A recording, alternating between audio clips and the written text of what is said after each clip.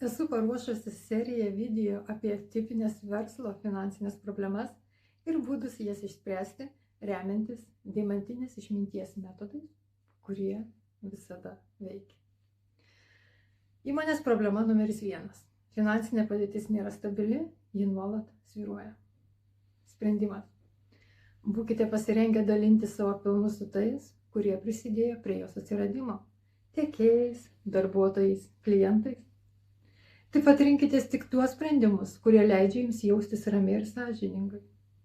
Pavyzdžiui, nežadėkite daugiau nei realiai galite suteikti. Susilaikykite nuo pinigų ėmimo už paslaugą, kurios kokybė jums patiems kelia abejonių. Nepasiduokite pagundai manipuliuoti žmogaus emocijomis, kad jis pirktų daugiau. Neprimkite projekto vien dėl pinigų, jei jaučiate, kad jis jūs išsekins arba pažeis jūsų vertybės. Atminkite, viskas priklauso ne nuo to, kiek duodate, o nuo jūsų vidinės nuostatos dalintis tuo, ką sukuriate, net jei tai nėra didelė dalis.